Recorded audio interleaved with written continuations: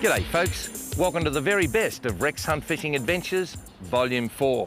And it brings back great memories every time I have a look at all this footage, folks, and none better than the west coast of Western Australia. It is just fantastic, namely Dirk, Hartog Island. And the cliff fishing, pretty frightening, but the fish, magnificent. And just north of there to an area called the Kimberley. This, folks, you've got to see it in person.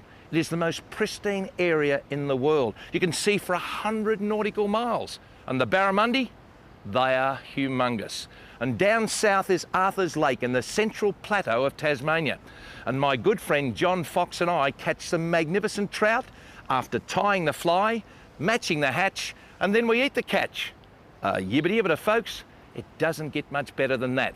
Welcome and sit back and enjoy Rex Hunt Fishing Adventures, the very best, Volume 4. Wahoo wins Rex. Gun fishing. Kissing them, throwing them back. Wahoo wins Rex. Gun fishing. Kissing them, throwing them back.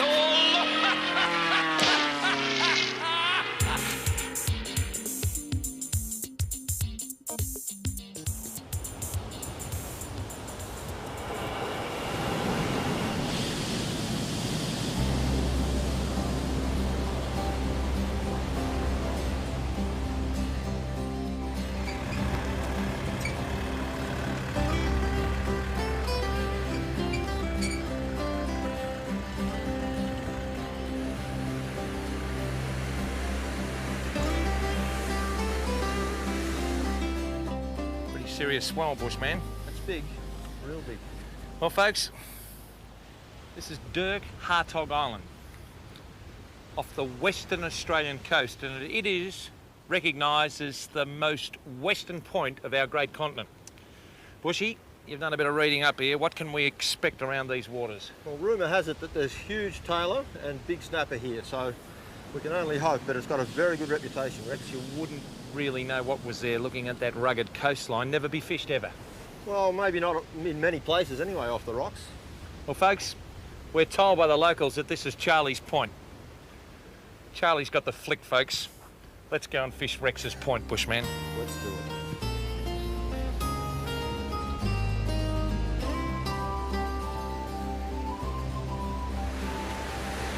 Folks, it ain't getting any wilder than this, I hope. This is the Indian Ocean, and that way, South Africa. But we're told by our hosts here at Dirk, Hartog Island, that there are some magnificent critters here that love a pilchard on a wire trace with a 6-0 hook. We'll see if they're fair dinkum, folks, but this is no place for young players. You need a guide who knows the sea backwards. You need good footing, beautiful boots that they used in the making of Third Man on the Mountain, a little bit of nous, and let's see what happens.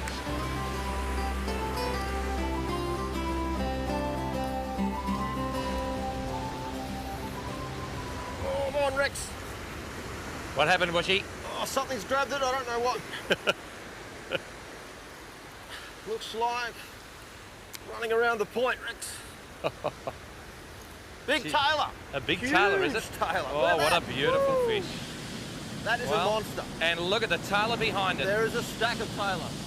Gee whiz. How big's that, Rex? That is, well, I reckon he's 5 or 6 kilo. Yep. Just keep your eye on those waves for me, Rex. I can't look. Yeah, I gotta keep an eye on him for you, Bushy. I think I'll try and lift him. Oh, he's an absolute horse. I can, but I'll try. No, you'll do him, Bushy. Okay, try him with the gaff. This fish is absolutely a monster what we hooked here, and Rex is into another one. This is unbelievable. Would this be the biggest tailor you've ever had on, Bushy? This is the biggest tailor I've ever seen. Oh, look at the shark behind him. Get away from there, mate. Nothing much happens here, Rex, when you get a fish. The wild Look at that. west. Look at that Now- for a tailor. Have a look at that. Mate, what is he, 6 kilo? Oh, probably, I don't know, Oh, Rex. That is a horse. That is a mammoth tailor. I've actually got a snapper. and I'm just hoisting it up with 35-pound shock leader. Mate, this is awesome. You need a hand, Rex? Mate, look at this, a snapper. So, folks, absolutely magnificent. The bush and the hunt. Across the Nullarbor we come to tame the Wild West, folks.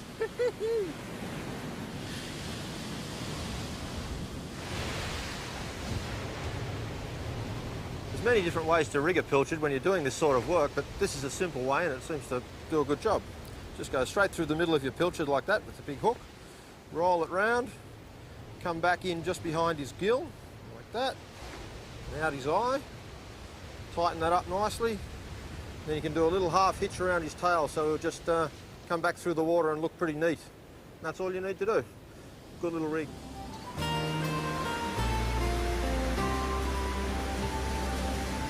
He's taking it now. He's taking it. He's got it, whatever it is. It's a tailor. No, it's not a tailor. A long tom. Oh, gee whiz. Did well to hook it, Rex. A beautiful big longie. The kids will love this one. This has got teeth like Dick Emery. Oh, come up here, mate. Come up here. Let's go and see the kids. Oh, folks. I tell you what, this is fantastic. This is a long tom. This is a very serious long tom. By far the biggest long tom I've got. I know they grow bigger, but this is like a garfish back home.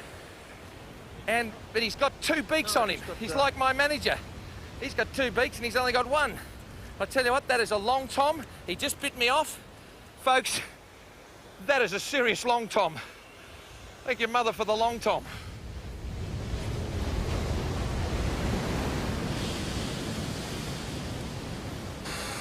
So you'll be right, mate.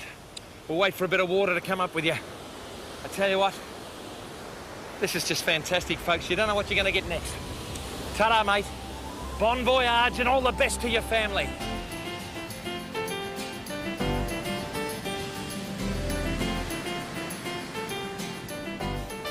This is unbelievable. Oh, this is a big thing, whatever this is. Is that? This, fishing at the end of Australia. Can't go any further west or you're across the ocean. Woo.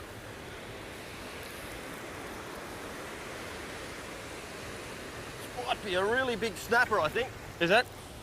Don't worry about the gaff here, mate. I can get this up. This might be a big snapper. Snapper? Yeah, I think so. Well, it's fighting, but it's pretty big. It's going to get me off on the rocks, I think. Oh, there he is. He's a good snapper. Let him go out a little bit. Gone right round the corner. Can't get him back. Oh. Get him up on that wave. Folks, what you can understand is I've got 12 pound of tailor on the old scale and I'm lifting at 100 feet. This is just absolutely awesome. On the end of my line, folks, is a 6 kilo tailor which has more for breakfast than the tailor I've caught across at Merimbula. This is just absolutely awesome. Because the boys are busy with the gaff, I've just got to try and... Oh, gee whiz. If you don't mind, umpire. Look at that. What have you got, Rex? I've got a big tailor, mate. Oh, look at that. I just lost my big snapper. He just pinned off on the rock. You'll get him, Rex. Well, I think I will, Bushy. Keep going. I'll have to put some... And what those 700s are good at dunce. I tell you what, 30 pound line. Folks, I'm absolutely done here. I've got to get to the gym.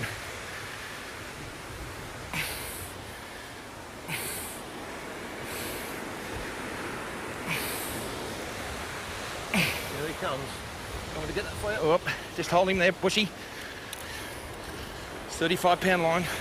He's caught on something, Rex. Yes, that's all right. I'll just let me wind it down and I'll get it down there. Let it go, Bushy. You got him? You have to swing him out Yes, from the edge I'll a bit. swing him out. Okay, don't fall in.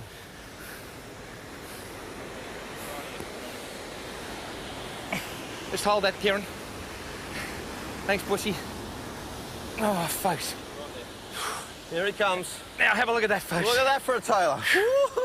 I tell you what, that is, at best,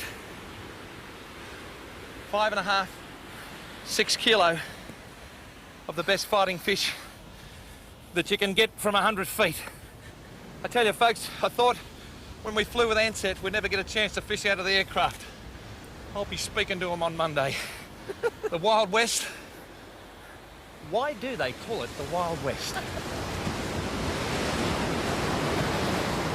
Well folks, this is what I call Australia. A bit of corrugation in the Indian Ocean, a little bit of salt air, the wind blowing through your scalp, and everything's fine, Bushy. This is pretty special country, isn't it? Well, I reckon there's some huge snapper here, Rex, and I'm pretty keen to float this pilchard down here to find out. Well, our skipper Les Fuster on board Ocean Invader, which is a charter boat out of Shark Bay, reckons these are the most untapped areas on the west coast. And I can tell you now, Horace Greeley said go west, young man, and he wasn't kidding. You people ought to get across here before you go to Hong Kong and London, because this is a magnificent area. Behind me is the Blowhole. Now, fair dinkum, that's the name of it. It's an interesting name, isn't it? Because it represents a series of caves and tunnels where the ocean goes under and the old woofer valve goes in the air like a big whale.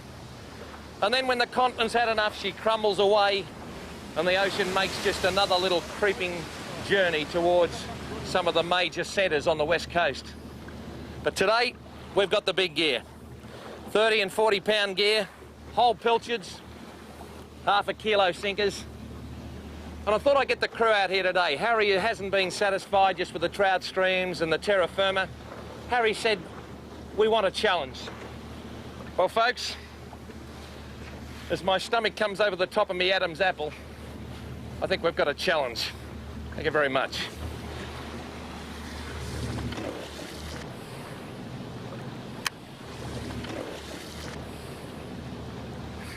I've never actually got to the bottom here, folks. Just quite amazing here. Beautiful, calm, north coast of Western Australia day. Just a mere 4.5, 5 foot swell. Cochrane said, just don't ever bring anything but a singlet. I'm freezing. I tell you what, I'm in more trouble now. Have a look at this snapper. Now this is a magnificent snapper. Absolutely magnificent. That's a serious fish, folks.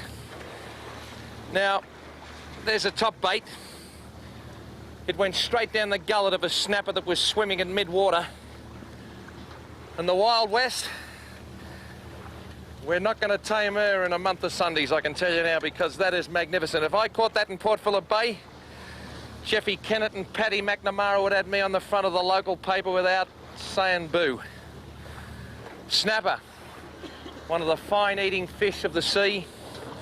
A very good adversary on the end of sport fishing tackle. And that's a pretty good start to the day.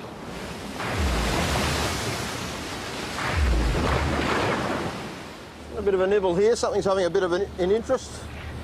Oh, yes! Oh, it's got some toe in it. Feels like a snapper. I say that's a snapper. Oh. Yes, oh, what have we got? Nice one, that one. Good little snapper, that one, I think. Oh, beautiful. Oh, wee. Oh. Oh! I don't want to throw him back that easy. It's a bit rough here, folks. We're nearly getting thrown out of the boat. Just until I get hold of him. Oh, look at that. Wear a hook here. Look at that for a beautiful, solid WA ready. One after the other on this boat. This is just too good. We might keep this one for dinner. I'll give him to the crew and they can take him off and look after him. Look at that, just magnificent. Blue dots, so much alive. That's beautiful. Just a little bit of a nibble. Whatever is on there is not over big. I tell you what, folks, the old blowhole is blowing today. This is quite an amazing part of Australia. Just imagine the caves and the crevices underneath this magnificent continent of ours that make the cliff fall away over the last 1,000, 2,000, 3. A whiskered goatfish, well, I'll be. Over in Melbourne, we call these red mullet. The chicken of the sea, a lot of people say, but he goes along the bottom with that whisker, just feeling out where he is and getting his food. A beautiful fish. A whiskered goatfish, also known as a red mullet, has got good lips for kissing, kids. And by the way, be very, very careful when you're kissing fish. That lady from Perth who sent a photo of her daughter with a leather jacket going right through her lip, I'm terribly sorry, but I suppose it's better than smoking that lunatic grass. Fishing's good fun, folks.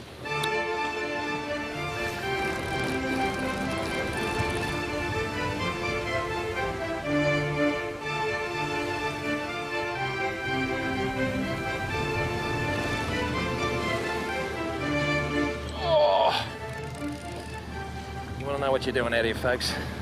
Got a Master 5 in the cabin. The engine ticking over all the time, just watching out to sea, watching here. You certainly got to know what you're doing in here. 30-pound line, you've got to really bullet these fish. They don't really muck about. They don't know anything about sort of playing the game.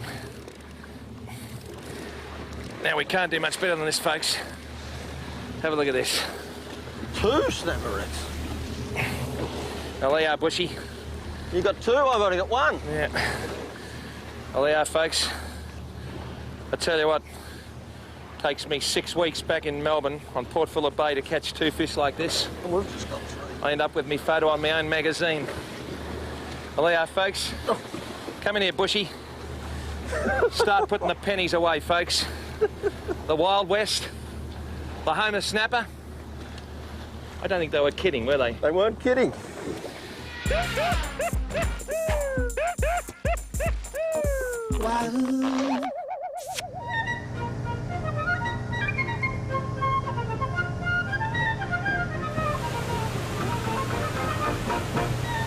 We've just moved around the lee of this steep point here.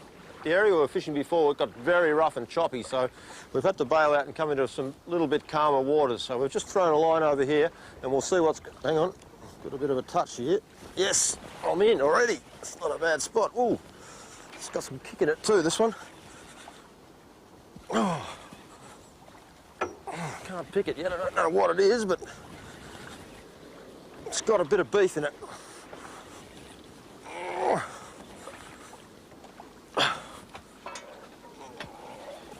What have we got?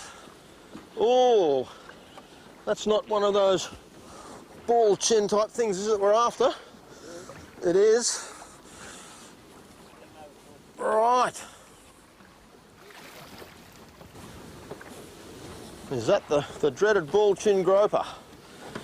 Oh, so I can get a finger in there. Ooh. So I can get him up here for a look. And these are tasty. Good fish? Very good eating, yep. Only caught in West Australia. Only in West Australia? I haven't seen anything like that before, actually. I'll get that. And is that white under the jaw, why they call them the ball chin? Ball chin fish, groper. Gee, beautiful fish, big scales, beautiful blue under his eyes, and the teeth. Look at those teeth. I suppose they'd be for chopping things off around the reef at the bottom. I have to speak to you when I'm asleep. You take over the show. Would you like to hold this fish, Rex? What is this fish? A ball chin groper, so that Les tells me. Is that any relation to the bald-headed burbler? There is a certain resemblance. It could be some relation. Fair set of dentures there. Are we going to kiss this one, or is it going in the pot? Any good for eating? Well, we've been told they're the best thing on the WA coast to eat. Off you go then. So there you are, a bald chin groper on K. Bush's Fishing World. I'll see you after the show.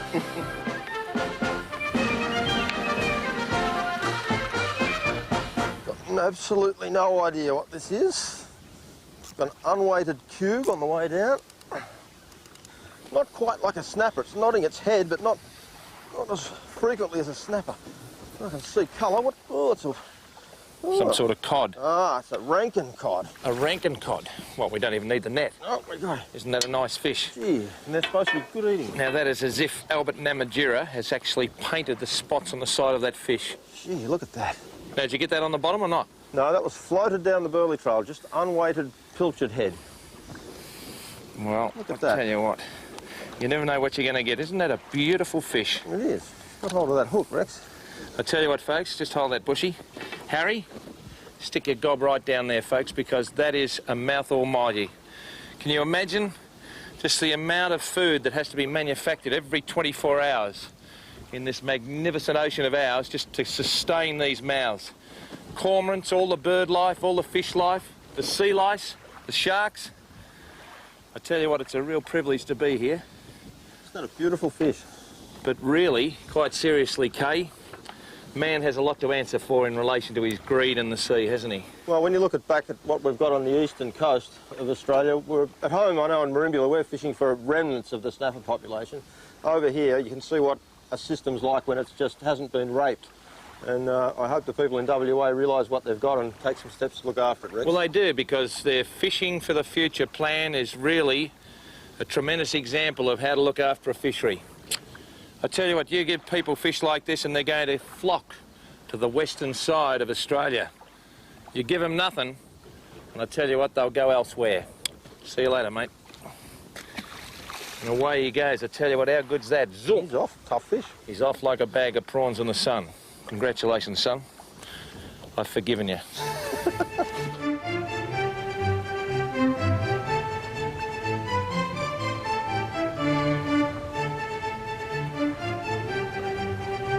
We're just using a simple 2-hook rig, no sinker, because we're throwing little cubes of burley over the side and letting them float down, and now we're going to float a whole pilchard down to just look like a natural piece of the trail.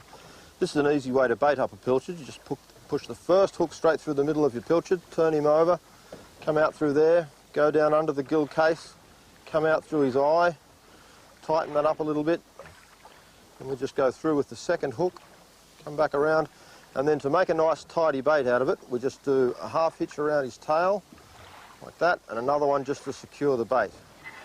And that way he'll just slide down there like a real pilchard, and when a fish grabs it, he's unlikely to be missed. Let's see how this one goes. Now we let that float down, and it's just a matter of playing the waiting game. I tell you what, I just had a bit of a... Oh, look at this. Let me get it up. Oh, something, and he's trying to get down under the reef. This will be another sort of a reefy thing, I suppose. Bushy, you got a net there or something? We can have a look at this thing. You can get one. There you go. Good on you, mate. What have we got, Rex? I reckon I got another baldy. Look at this. Leo That's a good one. Leo Garibaldi. That's a good one. Have a look at him. That's dinner. Do you want to keep him? Well, we could chew him up if it's the best eating on the west coast. Is it really? It's supposed to be. Get him in a bit Well, closer, we Rex. better. I got him. Fantastic. And I tell you what, folks, a lot of people have said to us, guys, you know, you kiss them all and throw them back. Why don't you keep them all? Well, you know why we don't keep them all. Because we've got to limit our catch, not catch our limit. But every now and again, it doesn't hurt to knock one on the head, put him into the slurry, just to sort of prepare him for the evening meal. Dirk, Hartog Island, full of plenty of surprises. And today's been no exception, eh, Bushy? It's been a beautiful day. It has been a beautiful day, and I tell you what, that artillery there, you want those long shank hooks, or you're in all sorts of trouble. So, folks, it's not too bad. When it's a bit rough outside, you come on the in or onshore reefs, and you end up winning the packet of biscuits again. Have a look at this, mate. Beautiful fish. It is a beautiful fish. I think he wants to kiss you, but it's for dinner. Thank you very much. Wahoo with Rex. Gum Fishing. Listen up, going and back.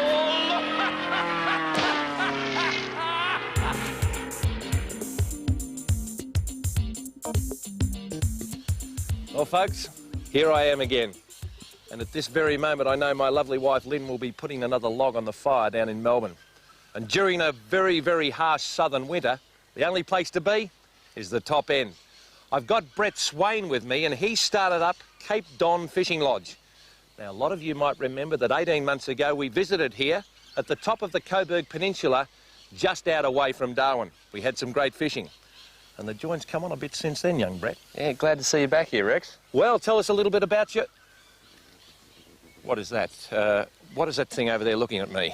That's one mighty big crocodile there. Oh, that's a crocodile. If I saw that in the main street of Callista, we'd call the council with a chainsaw to it because there's a tree on the road. And who's that up there? Oh, that's a little one. That's Colin. He's been around for a while. That's only a 6-footer. Oh, Colin, only a 6-footer. We've got some good news and bad news. Let's go. The bad news is that they're over there. The good news is wagons hoe this way.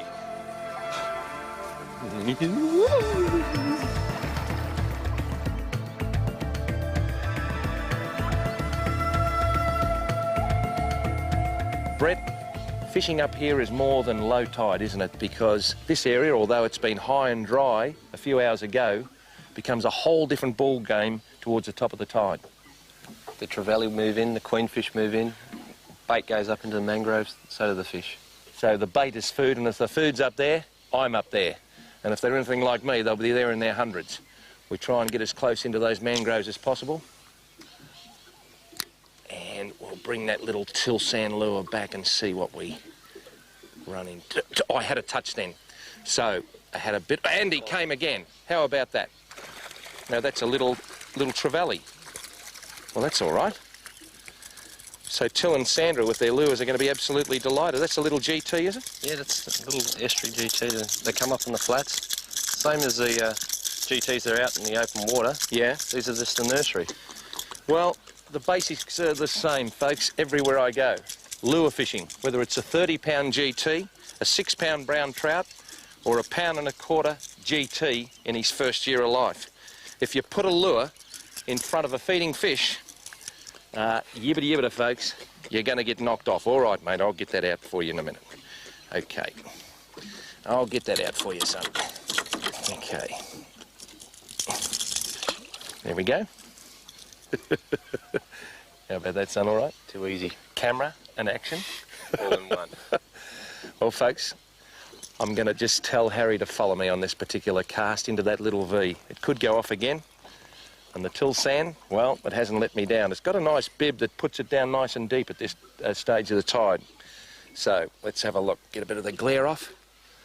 Okay, let's have another cast and see if we can do the impossible. I just might make allowance for that little breeze from the right to the left, because this lure, I think that might be all right, do you think? Great cast. And we might just bring it. Here on.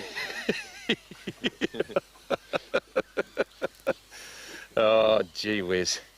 It's a lovely trevally. Oh, gee, this is fantastic, and I'm glad the kids can see it at home, because it's not difficult, is it? It's not very difficult at all. You just got to get your lure, and he's gone, so he's doing the tag and release for us, no worries. Easy release. Just got to get your lure. And the best thing is, kids, to practice at home, just with a little outfit. And if you're not comfortable with an overhead outfit, you can get away with a spinning outfit. My wife, Lynn, many times on the show has shown you that a threadline outfit can work just as well. But if you really want to enjoy the sport of fishing, get the rubbish tin out the backyard and cast to it until you can put the lure right next door to it every time, because if you can put the lure where the fish are, you're in all sorts of business, aren't you? That's where the fish are. Exactly, and it's no good being where the fish ain't. I think I've heard that somewhere before. We have another go.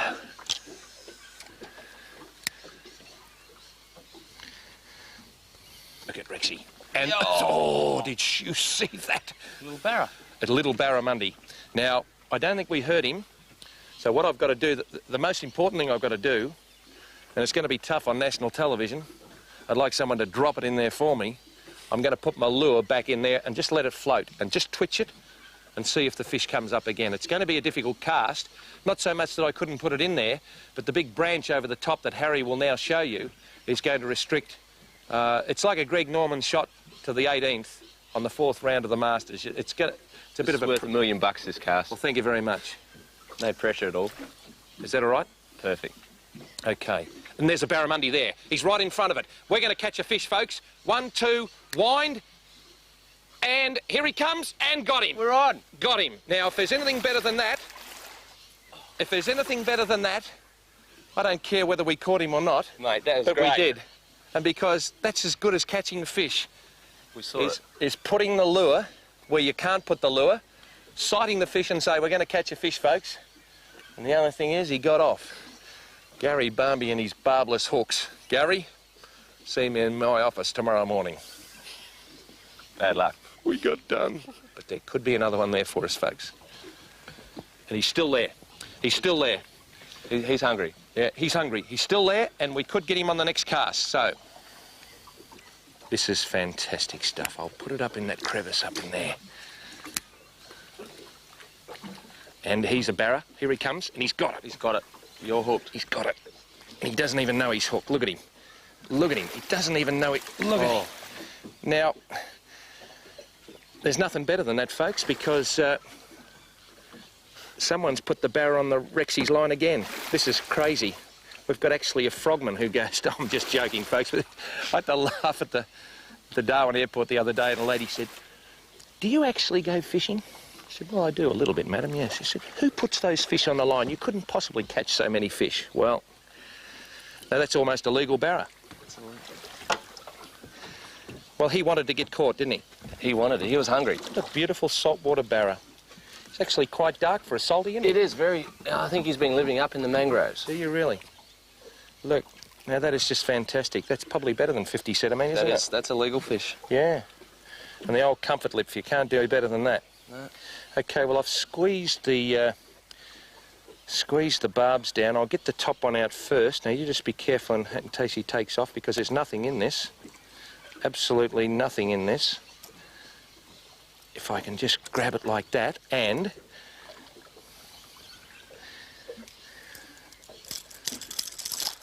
Sorry about that, sorry about that.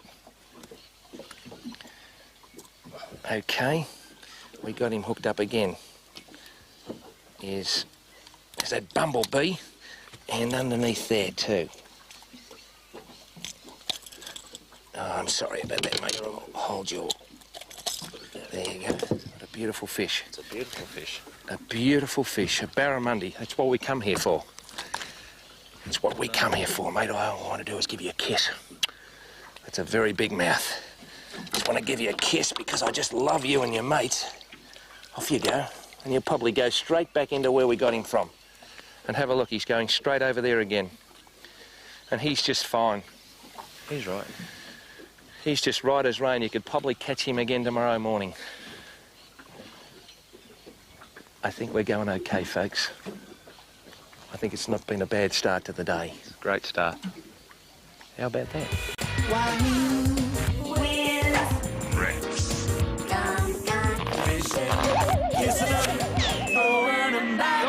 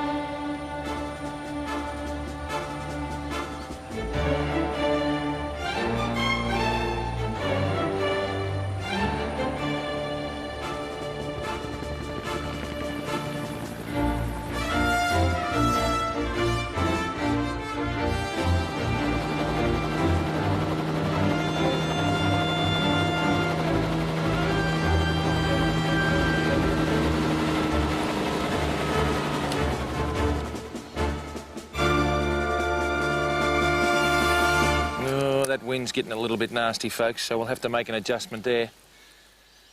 You know, the beauty about this beautiful place in Australia is that it's so remote, and yet, with all the mod cons, it's so accessible.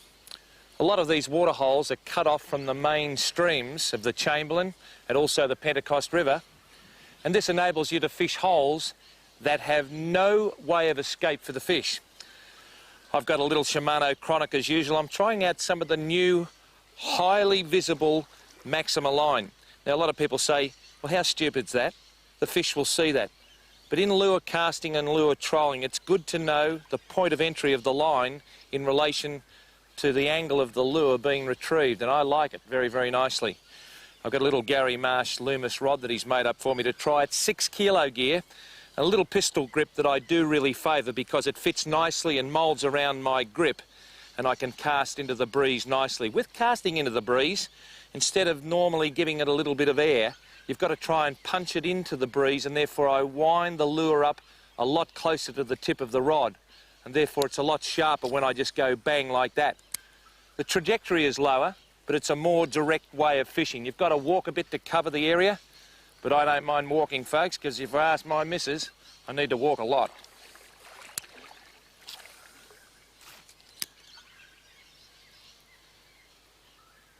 Oh, I just had a bit of a touch there then, folks. In these particular situations with a lot of overhanging area, there's likely to be in a storm a bit of foliage fall in and a little bit of cover for the fish. And I usually carry 2 rods. Now this particular rod here is called the Rex Hunt Shorty.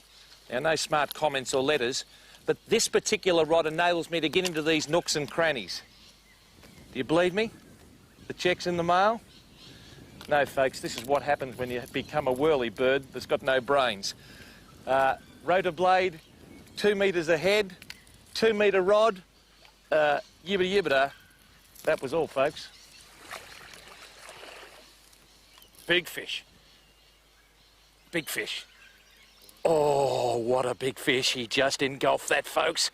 And there is a bit of displacement here. Now, with this little lure and these barbless hooks, I cannot give this fish any slack, so I've got to rely... Oh, he's a big barramundi. He is a big barra, this bloke. He's a... I tell you what, folks, I got to get a better job. I got to get something I'm enjoying. This is just too much like hard work. This fish is a beautiful fish that has been landlocked. Now, oh, he doesn't like me at all. He's coming along this rock ledge. Now, I've been snagged here a couple of times, and what I've got now is the rod's not loaded up anywhere near its capacity. The 6 kilo line is singing a little bit, but if he wants to go, I've got enough drag for him to be able to say, well, I'm going to take a bit, Rexy. So everything's in order. There is no reason that I should make a mistake here. The only reason we should lose this fish, if we're going to lose it, is if he's good enough to get out. Now, this is the real reason we all go fishing. Have a look at that. Well, I'm going to have a guess at about 7 kilo. I've caught a lot of fish. I'm going to have a guess at about 8 kilos, so about 17 or 18 pound in the old scale. And she is just a magnificent fish. I'm going to give her the kiss of life, folks. And there it is, the zinc cream on the end. And what I'm going to do is I'll give you a bit of a look at her. Have a look at it. The gleaming, sparkling, shimmering side of an Australian fish that we should be proud of. Now, if you can just hang on a minute, darling, I'll get that hook out of you. She's got one underneath her, so no wonder I can't get it out of you. Okay, I know. And I know you're going to be proud to be on the Rex Hunt show, because we're proud of you. There you go now. Now I want you to swim away, because you're what this game is all about. I want you to swim, and I want you to really enjoy your life, because I know, folks, I am.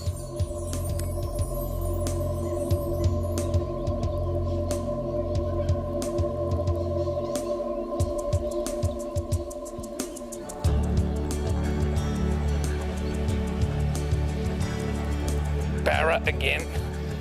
This little hole is just alive, folks, with barra. Little barra, and this is great experience for young people wanting to get into the lure. I think it's important when you're lure fishing that you've got to have some sort of success pretty quickly. And these barra, well, it's a little bit bigger than the ones I've been getting, but this is what it's all about. These barra are the stocks that are going to give our people so much fun in the coming years, and we've got to look after them. Look at that, all the features of the marvellous sporting qualities of our Australian fish. There he goes. I tell you what, my old mate Alan Malone from Nils Master will be having pups again, Alan. The Nils Master spearhead, together with the deep diving Rapalas. Oh, will you sell some lures this year?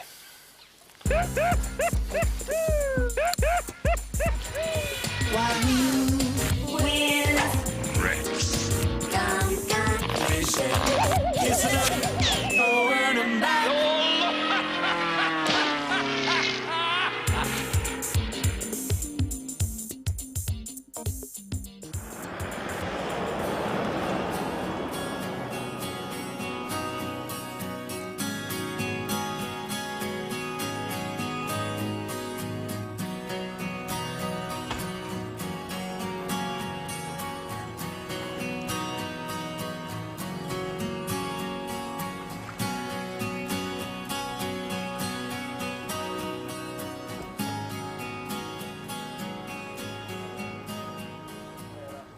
Well, folks, it's obvious to you at home, I'm going fly fishing. One of my favourite aspects of the fine pastime known as fishing.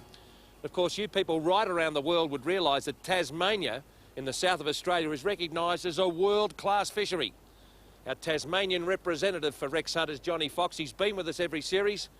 And Foxy, thanks a lot for ordering a beautiful low weather pattern with a beautiful pressure drop around Hobart, son. Well, we like to get grey sky days for this mayfly hatch that's supposed to be happening now. But it's a little bit ordinary today, but I think we'll get a fish. I noticed a few birds out there, particularly swallows. I saw a little robin redbreast over there. They're after the dun, so we might be in for a bit of a show. Yeah. But the dun, you better tell our people all about it. It's a fascinating life cycle of what is arguably almost the most important food chain for Tasmanian trout. Oh yeah, up here in the Highlands, we fish the dun stage of the mayfly hatch. More important than all the other stages. The stages are, they're an egg first, of course. The egg hatches into a little nymph. This little nymph feeds on the bottom of the lake. He eats detritus, rotten vegetation. About 12 months, as a nymph, he decides he wants to be a fly, so he swims to the surface. He molts again and pops out as a dun, little wings upright. They drift down through the waves onto the shore, and when the wind stops, they molt again, become a spinner. They mate on the edge of the lake. The females fly out over the lake, lay their eggs, and there's the annual cycle. It's a fascinating life cycle, folks, and for you people interested in fly fishing, with our very light fly fishing outfits, which are balanced to perfection, we use lures, or flies as they're known, made from fur and feather to imitate such insects. Foxy is not only a fisherman, his wife's not only the best cook in Australia, but he also ties the imitation as well. So we've got the lock, stock and barrel here, or the lock, stock and lake, folks. Yeah, this is a little pattern that I tie up, Rex. It represents the dun. Quite often we use a red tag. This one in there, actually. Down here in Tassie, the red tag seems to be taken more often than sometimes this one that represents the fly. It doesn't make sense, but anyway, we'll see. Well, Foxy can handle a boat, he can handle a fishing rod. Let's see if his flies work on one of my favourite lakes, folks. Arthur's Lake, here we come.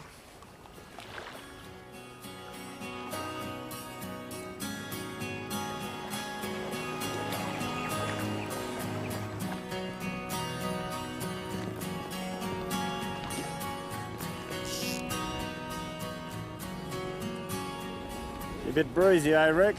A bit breezy is not the word, mate. I tell you what, she's coming off the snow somewhere. What a man will do for a fish, eh?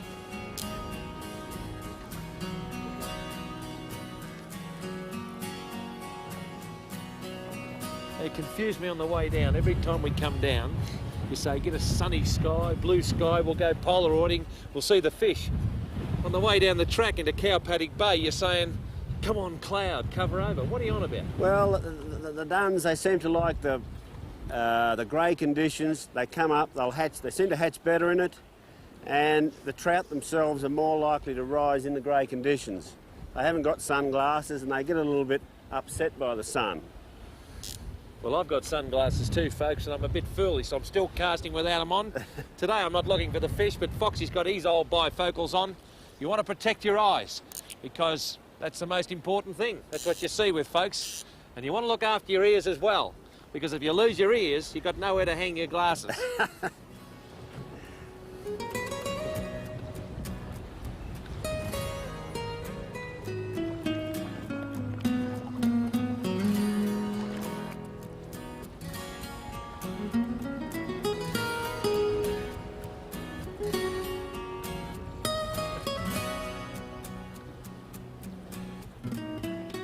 About this weather of yours, Foxy, I tell you what, you can really order it, can't you? No, you never know. Oh, one's got it. Got him. Yep. Good boy. Oh, he's coming towards me. Coming to, oh, he's only a little fella, but... Oh, well, it doesn't matter. Oh, he's a sweet little fish, though. Look at him. Oh, a little silvery bloke. Good start. I tell you what, this is a very good example, isn't it, Foxy, of why this lake is so terrific, because this fish has been born here and he's living here and he's being raised here. Oh yeah, there's a totally natural environment for them and naturally bred fish. They're just fantastic. I've said so many times before, folks, that we don't mind coming to Tasmania and taking a fish, because that's what the Inland Fisheries Commission want us to do. It's a really fantastic fishery in that these fish are designed to be caught and eaten, but this bloke's a little bit thin on it, and we might actually give him the Jimmy Allen comfort lip. You've got him on a floating nymph, that bloke. Yeah, well, there it is there. Look at that. You were never ever going to lose him. So I don't want to handle him too much. I've wet my hand. We might just get that out and give him a kiss.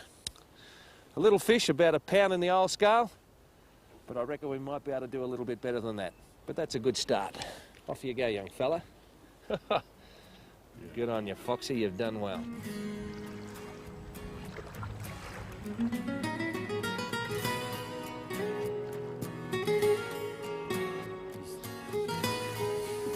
There's a fish just there coming at you, Rex. He's got it. He's got it. Yes. Oh, how good's that? Eh? You Right. proud of me? There's no doubt about you. Just as well you skated that forward, not a bad otherwise fish, you'd been actually. behind it. He's not a bad fish. Well done. Come on. Whoa. They want to go deep, Rex, don't Yeah, they? they do. Big, powerful fish, this. Yeah. They're in good nick, Foxy.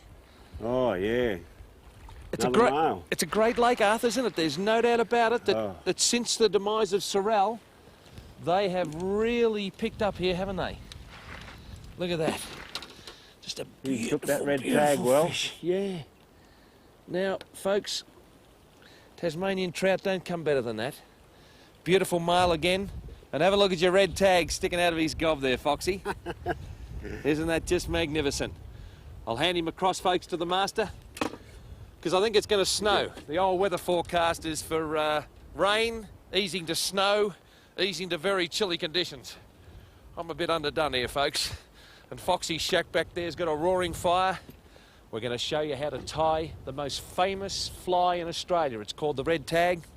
We might even show you how to cook them and clean them. But Tasmanian trout, a fish for all seasons.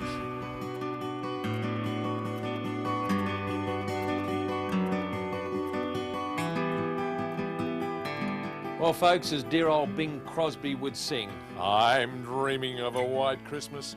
And within the shadows of big fat man in a red suit coming down the chimney time, Foxy, we're supposed to be out here in our G-string. Well, as they say, snow happens. Now, talking about snow happening, things are happening in the fly fishing world. I would venture to say now the response to our show with the increased activity on fly fishing has been super. It's very popular. I'm talking about popular. Arguably, if not without argument, the most popular dry fly in the history of fly fishing would be the red tag. The old red tag. Yep, we'll slam one up, eh? Why is it so popular? I learned as a kid it was a beetle pattern, but you're telling me you're feeding it to fish on caddis, duns and midges. You name it. You name it. They're a nondescript fly, these red tags.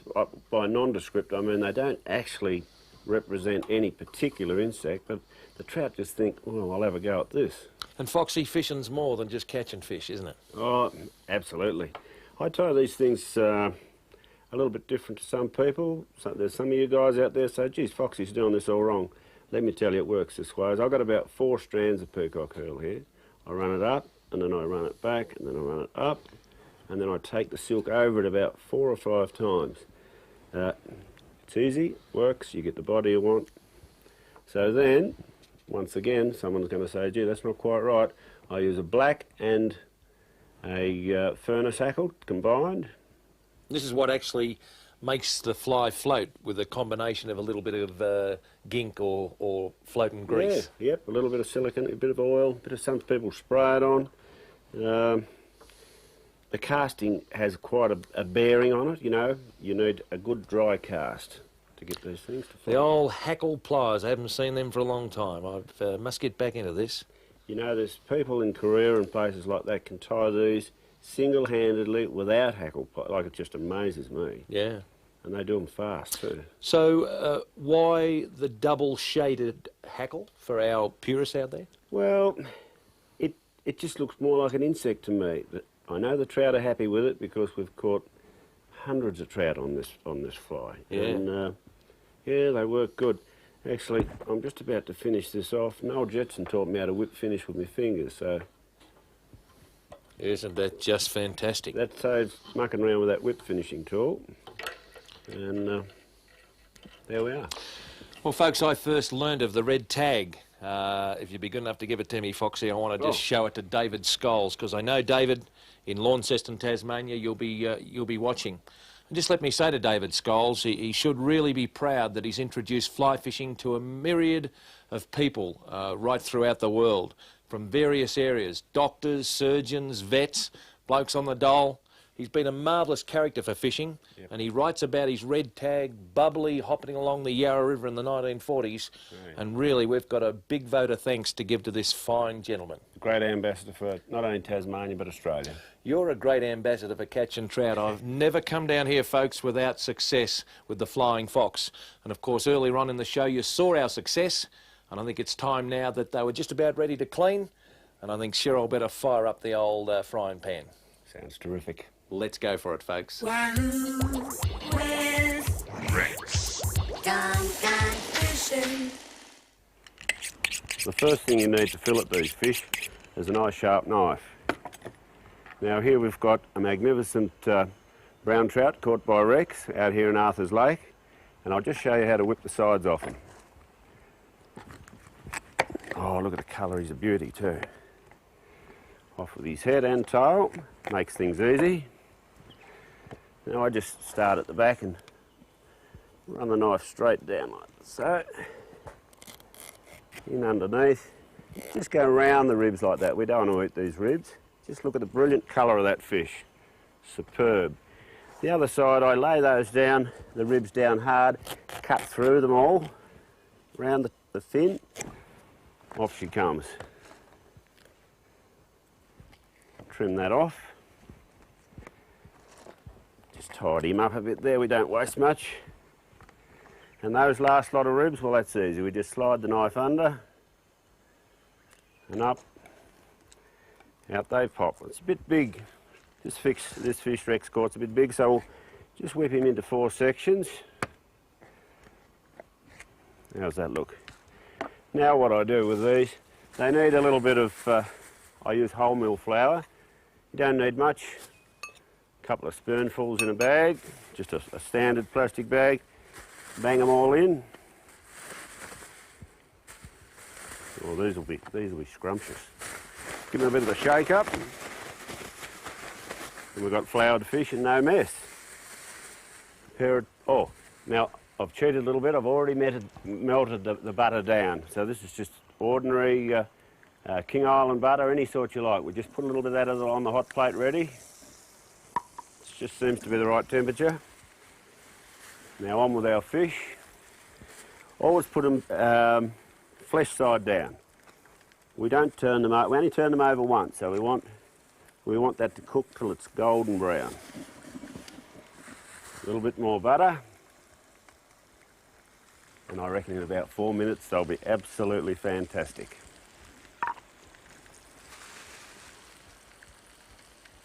I think these fish are about ready now. They've had about 4 minutes. I just have a bit of a sneak. Oh, yep. How's that look? Just the right colour. Only turn them once, as I've said, and about a minute on a fairly hot plate like that. Now, another thing I use is this seasonal, the McCormick seasonal. It's good stuff. Just a light sprinkle on the fillets while they're still on the plate. And that's all I put on them, just the natural flavour. I think these fish are just about spot on now, Rex. Have a look at those. Now there you go. I'll tell you what, this is just absolutely fantastic. What do you think? Well, I think it's absolutely terrific, and I mean that quite sincerely. The whole spectrum of trout fishing in the Tasmanian highlands, folks. You find the fish, you catch them, you clean them, you cook them, and you eat them. You can't get any better than that. And just let me say, it's quite unique, this weather pattern down here. Tying flies about half an hour ago inside, and it's snowing. Look at it now. I'll have to get into the old bathers and get a bit of a suntan. But folks, Tasmanian trout, the apple of everyone's eye. Wahoo with Rex. Gone fishing. Listen up, going and back.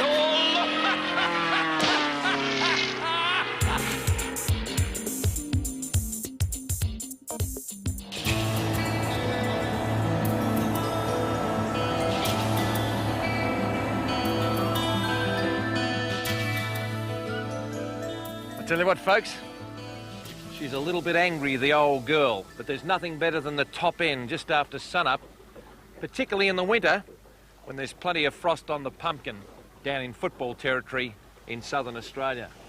Now, this is the last remnants of a very big wet up here, and that's why we're here at Bathurst Island, about 80k off Darwin. This man you might recognise. He's been on the show quite a few times. He's Gary Barramundi, and I'm sure he wouldn't mind me mentioning he is Mr. Fishing Travel, and a lot of you, I betcha, who have travelled this magnificent globe of ours have done it through Gary's company, Angling Adventures. But Bathurst Island and Barra Base, Gary, very close to your heart. I suppose you go back many, many years. Yeah, back to the early 80s, Rex. It's been popular every year. It's, you know, the fishing just been consistent all the way through, and the lodge has improved with its facilities. The guides have always been excellent. Never have a hesitation to come back myself either. The bottom line with Rex Hunt and Gary Barramundi is that fishing is their business and you feed your family, but you're a red-hot angler and you're just like me, you love fishing. When you get a chance to come to these locations, it takes about 10 seconds to say, right, I'm here, I'm coming back again. Our guide Mark I've fished with many times, folks, and certainly local knowledge is important. I've fished Melville Island with Mark, I've fished around these parts. We're here on the top of the tide.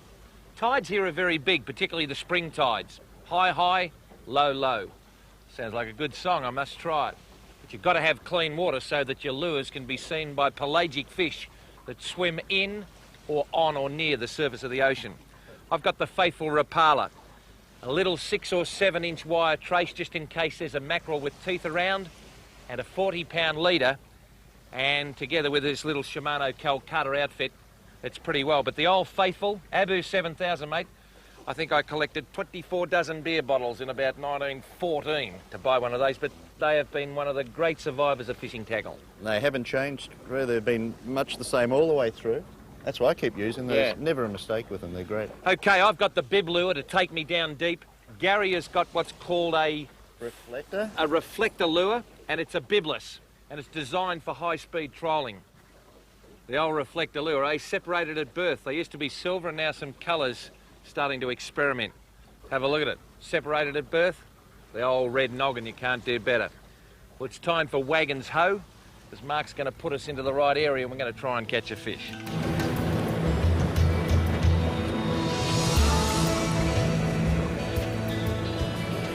Have a look at the pattern over there. It's pretty scary. You can actually feel the coolness of it, can't you? As long as it's... Whoop! You could have touched it. Yes! Oh!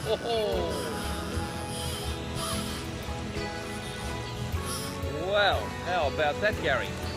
Wow. He took that all right, didn't he? Certainly did. Had a couple of goes at it. Did he? Made sure of it the second time. Oh, I got taken on the way in double. too. Unbelievable. And sometimes this can happen, folks, is that these fish work in schools. There you go, I'll go this way. There's a little bit of a pride of Erin here and a Palmer waltz. They work in schools and they get so head up and so focused on what's going on. There's this fish out there and he's going absolute ape droppings, and you put another lure beside him and Bob's your uncle.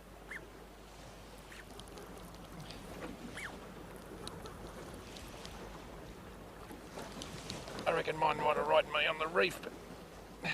Little trevally, I think. Trevally, are they? I think. Put strain on the gear like you wouldn't believe. He certainly doesn't want to come in. Oh no, mine's still all right. I thought he'd run me onto the reef. It's a good advantage too, folks, is that we're using different coloured line. Gary's got the yellow fluorescent platypus. We can see where his lure's going, and I've got the new Fiberglow pink line, which is not a fluoro line, it's a reflective line. Gary's got a bit of colour down here. Beautiful looking fish. They feel like trevally, don't they, the way they're going?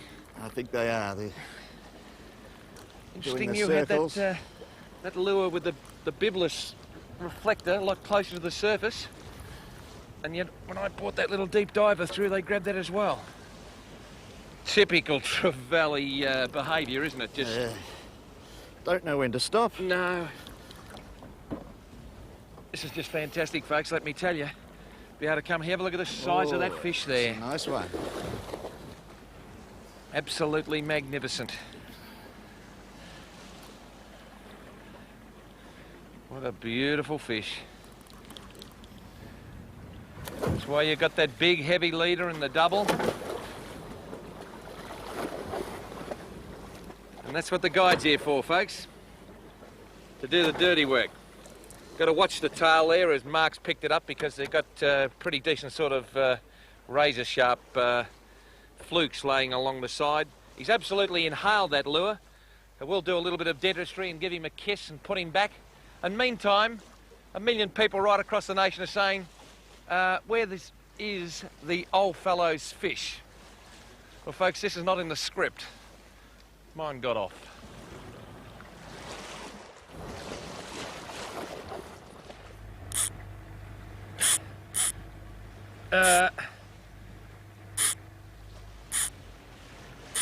Mayor of Hiroshima. Unbelievable, folks. Something has nailed this Rapala. Like Rex son putting his lips around a dirty big dog at the footy. We're going to try and get some line back, but the most important thing is you've got to know the restrictions of your gear. 6 kilo line can only take so much. But the more line we have out, the more stretch there is in the monofilament, the fishing line, and then we can put some pressure on the fish. But he's a long, long, long way out. This fish, it feels a bit like a trevally. Because he hasn't come to the surface, it won't be a queenfish by the look of it, or a mackerel. He's actually swimming towards me now. Oh.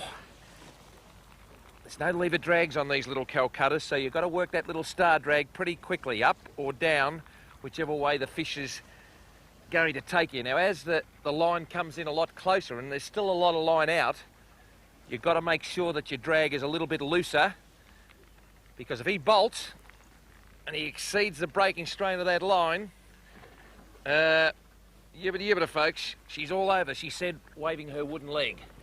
Now, Harry, I'm going to move down the back here and try and get a bit of pressure on this, because I get him from the back of that Yamaha motor if I can. Here we go. Ooh. Ooh. This is what I'm talking about. When he gets in close like this, you've got to give him some line. There's just no sort of locking up and saying, well, it's man versus beast, or man versus feast in this particular occasion. Look at the pressure on that particular outfit. And we shouldn't really break him off here. He's gone right under the boat. And what I don't want to do is touch any of the line on the hull. He's gone up the front with a beautiful bit of boat driving by Mark. We're starting to get a little bit of line back here. I tell you what, I'll have to go to the gym and pump some iron. Here we come now. We've got a little bit of colour, and he's seen me, and he doesn't like me at all. And this is where your gear, oh, look at that, folks. This is where your gear is really under pressure. We've got the double coming down. You better come with me, folks, because he's not done yet. He really ain't done yet. You can see how patient you've got to be, and that's what angling is all about. If you pull one way and the fish pulls the other, something's got to give, and usually it's the line, and people say, oh, it's crook line, the fish broke me off. The fish didn't break you off, you broke the fish off. Okay, let's get a little bit of seriousness here, and there's the knot of the double, and oh, he's not done yet, I don't think, Mark. And one place you're going to lose the fish is right here, but there's a 40-pound trace that Mark's going to grab now. And have a look at that, folks. And there was another one right underneath him too. Look, there he is there. There's his mate. And what you can do, I'll show you a little trick. While he's there, I'll see if his mate will take this. Look, he's taken it. No, he didn't. He'll come up again, folks. Watch this. Watch this. Come on. Come on. Well, here he comes. Here he comes. Here he comes. And look at him. Look at him all over the place. Look, look, look. Trevally. Okay, we've got barbless hooks on this particular Helco trembler. Won't Neil Patrick be absolutely giggling over there in Perth? It's a Helco trembler. It's got ball bearings inside and makes a lovely noise. But I tell you what, they've got big, big teeth. I'll let Mark put him back. Kiss and fish. People say, where did that start? I don't know, folks. The question I've got for you, where's it going to finish? Rex. Gone fishing. Listen up. Going and back.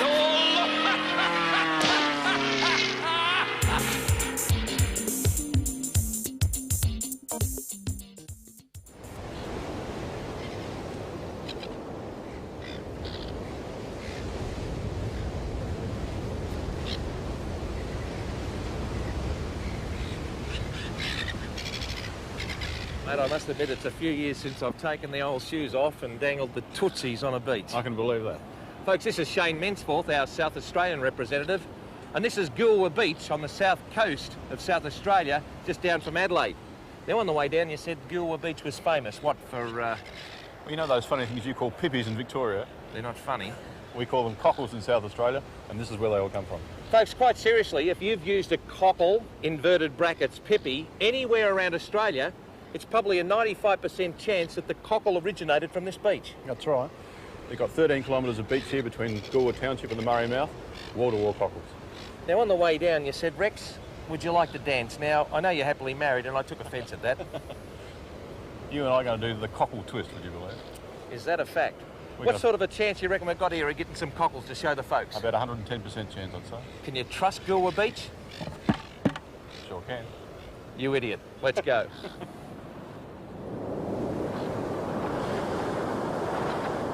Well, folks, as I said, it's a family activity, and Shane's boy Brett has got a few in the bucket, so he's giving me the thumbs up. Now, what's the basics of this stuff, mate? Come on, do some exercise. Well, as I said to you, it's just basically doing the twist. You plant your feet in the sand, you twist until you feel them under your toes. Do you really? Yes. Good exercise, I can this. feel some now. When you feel them, down with the hands. It's as simple as that. Look at them here. And you bring them out. Gee There they are. whiz. Have a look at that. Isn't that amazing? And here comes the water. Hey! And have a look at that, folks. Absolutely magnificent. When this water Here goes comes back, the water and there goes me trousers. When it goes back, we've got to be ready. there'll be cockles everywhere. Will there really? Can you feel them under your feet? I can. Right. I can feel them. Now, when we should twist now, should we? Twist now. Yep. Here goes the water back. Okay. Twist now. Oh, they're everywhere under your feet. Are they? I can feel them. Now, This will be interesting. down, Yeah? and just pull them out. There they are. Oh, yeah. Look at this. Well, we're really into it here, folks. I tell you what. Now, what about a size limit? 3.5 centimetres. So these are all size. A couple of these will be suspect, but Yeah. like those guys here are no problems. See, look, that's a beautiful, beautiful cockle. But they are universally used right throughout the country, and probably there's not a fish around that won't take them, is That's there? exactly right. Any good to eat? Yeah, they are, mate. A lot of our ethnic friends eat them. Yeah. Well, your wife's not, is it? She likes them. She loves them, yeah. Look at this. I have trouble keeping them away from her to use them for bait. Do you really? Well, I tell you what, this is fantastic fun, but I tell you,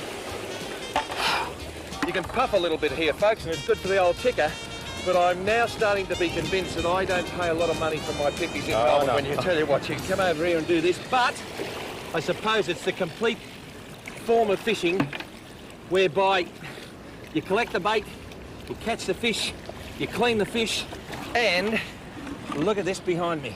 Well, I tell you what, now they are absolutely magnificent cockles. There's nothing more satisfying than collecting your own bait and catching fish on them, is there? Not at all. But have a look at all the babies here, folks. These are all the ones that have spawned last winter. We don't need to pick them up because there's any amount of big ones. And that's what we've got to do. Look after the environment. Now, the size limit is... 3.5 centimetres. Yeah? And there's a closed season, Is there? right? From May 30? that's it. Yeah? You May need a bit of 30 prompting there, didn't you? May 30 to October 31. Can't collect cockles here. But you're a busy man. In my motel last night in Adelaide, I read the regulations. I reckon that's fantastic. So, Adelaide people, fish for the future. That goes for everyone in the world. Look after the resource, and there's no shortage of bait right at your feet. Look at these guys. They're Yeah, magnificent, that's aren't fantastic, isn't it?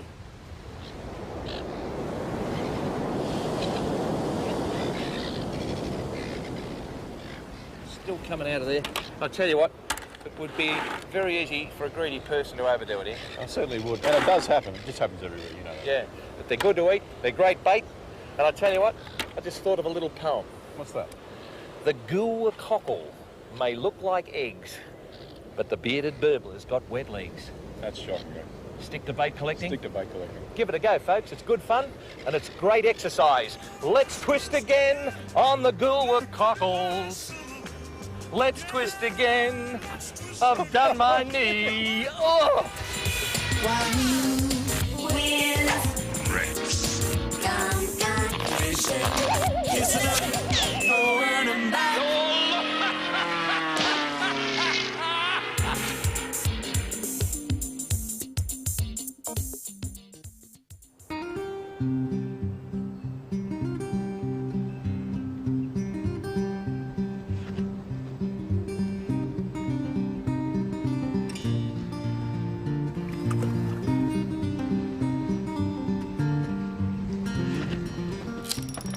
Yeah, Bushy.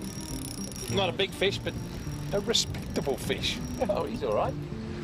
You okay, Rex? You getting around that snag? Yeah, I got him away from there. I tell you what, mate, you've really put the conditions on here today. We've got a bit of a hurricane, Rex. A bit of a hurricane. Well, what we've got is a nice-looking Yucambine trout of around about, oh, well, 3/4 of a kilo, I suppose. A nice fish. And I tell you what, he liked the look of that lure, didn't he? A bit of a struggle around those snags, Rex. Yeah. But look at the belly on him, mate. He's got a belly like me. Isn't that amazing? Hey? Whoop. Now, what we might do is just flick him off like that. So there's a lesson, mate. Well done, eh? A high five? Well done, Rex. You've got to be where the fish are, folks. Bushy's having his work cut out with this magnificent 45-knot southwesterly that's come across the top of the Great Divide. But it's no good being where the fish ain't. You've got to be in amongst the timber, work your lure, persist, and eventually you get rewarded.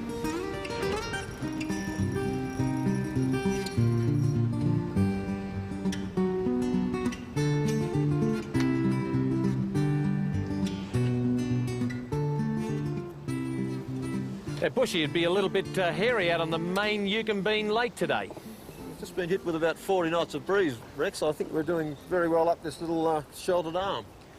Nice bit of timber here. You're here for a reason.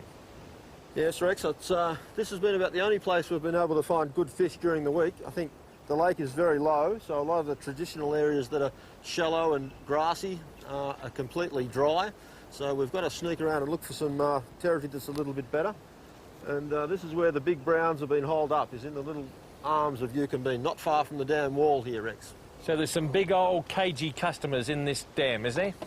Yeah, it's a pretty big dam, Rex. The actual water that's in here is about 9 times greater than that in Sydney Harbour, which a lot of people probably wouldn't realise. So there is a lot of water in here. It was originally built for hydroelectricity, but turned into one of the great meccas for trout anglers in Australia. Yeah, they started building the whole Snowy scheme in 1949, and it was an amazingly big scheme. It was one of the biggest things that was ever done in that sort of line of business, and it's still renowned as being a famous hydro scheme worldwide.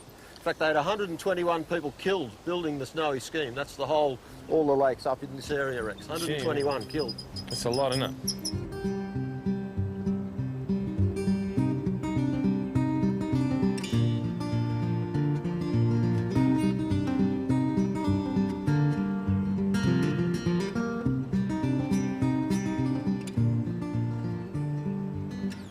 Now, folks, I hope you're enjoying this segment just as much as I'm enjoying bringing it to you.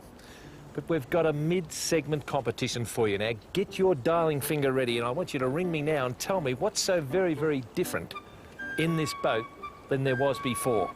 Now, it's quite apparent, OK? So ring me now, but don't send any money, because we'll bill you later. The answer is coming up right now. Bushy, What are you doing? What are you doing, Bushy? I've told you that we will swim after the segment is finished.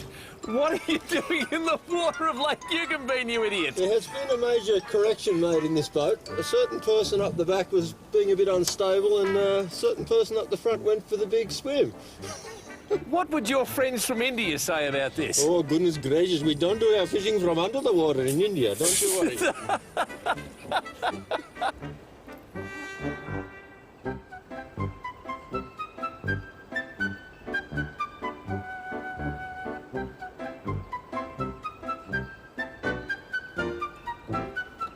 I got one, Rex. Good boy. All right, is he? It sounds all right. You all right, is he? Yeah, just take him easy, he's a good fish. Get the net. Yeah, right. Yeah, no worries. Beautiful, beautiful fish. He did it again. You idiots.